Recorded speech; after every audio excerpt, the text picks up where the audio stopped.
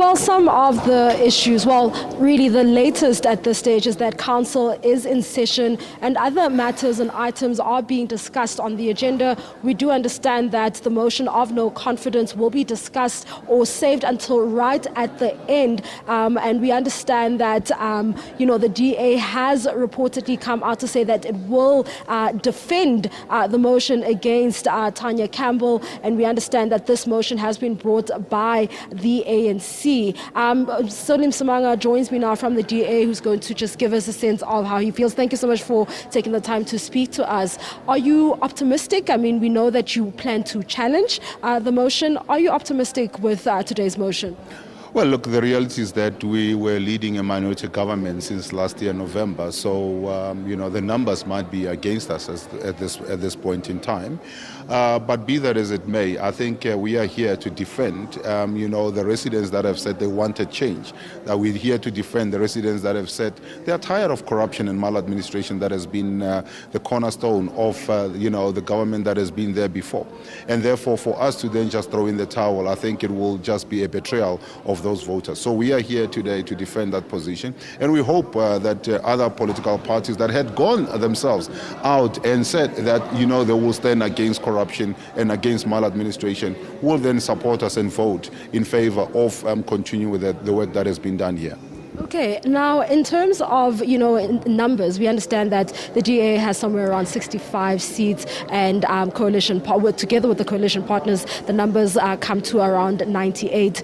Still not a lot to win over council at this stage. Will you be able to cross the floor and maybe talk to the EFF in order to stay in power? Well, look, the party has taken a stance that, we are not going to just be in power, but at all costs.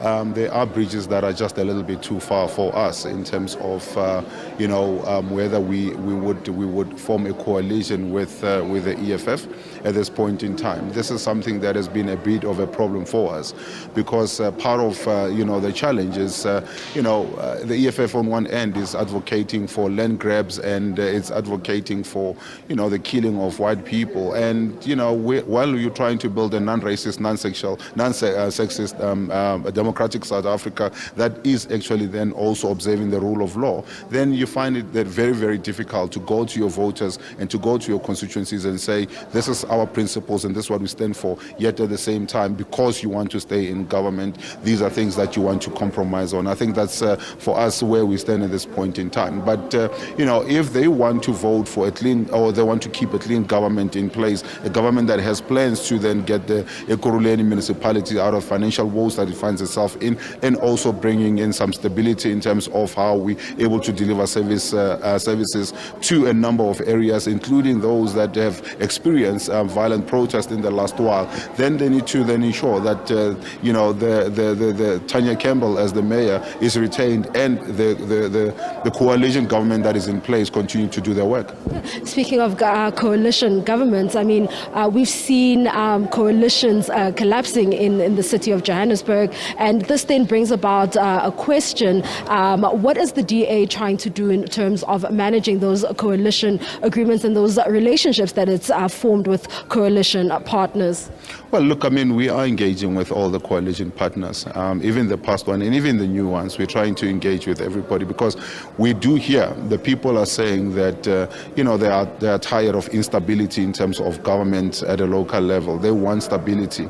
They want to, services to be delivered to them. And therefore, it is upon us to find a solution and work together in terms of providing those, services and providing that stable government. So we are engaging with other political parties in terms of how we're going to relook at Johannesburg as an example, but here in Ekurhuleni as well, whether we're able to then, sustain or keep a government going beyond today is something that, we are very much concerned about. We're very concerned about what happens once, this government that we have in Ekurhuleni and Johannesburg is removed. Okay. And I can't let you go without asking you about the service delivery. We've heard the ANC saying that they brought the motion because they feel that service delivery has suffered with the DA rather at the helm in the city. And we've also seen service delivery protest actions taking place in various parts of Ekurhuleni, not only in Tembisa, but also in Gauteng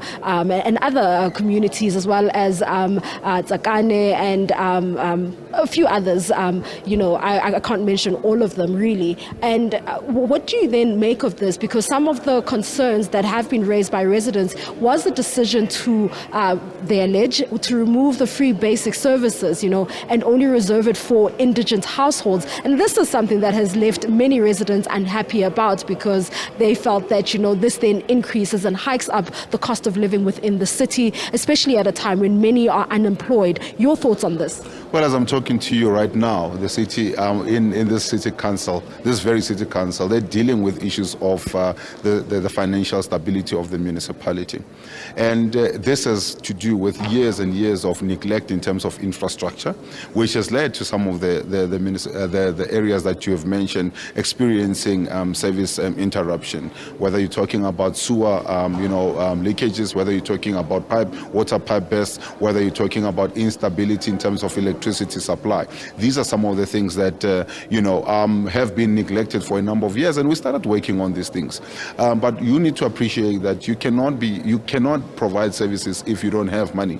And part of what we have started doing is to relook at the Indigent program that has been there, which we found that it has been grossly been mismanaged, and there's been a lot of corruption in that, where people who didn't qualify to be registered as indigents were finding themselves registered as indigents. Businesses that find itself on the books of the municipality as registered as indigents. Now, that is robbing the municipality of the much needed funds. And this is something that we have been working on, to try and make sure that those that deserve to have indigent assistance do get the indigent assistance, and those that don't, deserve and actually are taken out of the system and actually get to pay like the rest of the law-abiding citizens get to pay for services. And I think this is something that the ANC must own up to, that they have failed to maintain a system that actually introduced the corruption that has actually then fleeced the municipality of the much needed, resources. And now they're the ones running back to the communities and trying to destabilize government, instead of working with the government of the day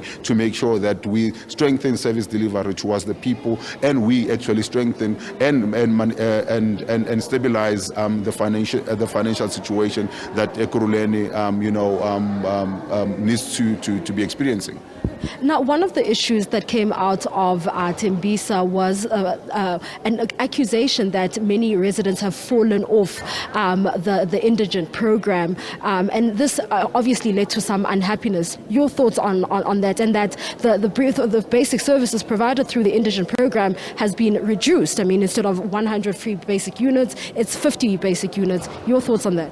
I'm not too sure about in terms of the numbers, but what I can tell you right now is that the municipality has actually gone out, has set up extra satellite offices in which people are able to then come in and verify their status, so that they can continue to enjoy the basic services that they were getting free of charge from the municipality when they qualify. I think we now need to also expose that part of this is also the wrong people that have been benefiting illegally from the system, that now needs to be brought to a halt, that are holding on and actually then fleecing the municipality of the much needed funds that we're talking about. Thank you so much. There you have it. That is Solim Samang speaking to us, representing on behalf of the DA, saying that they will challenge and they will they are committed to serving the people of Ekurhuleni.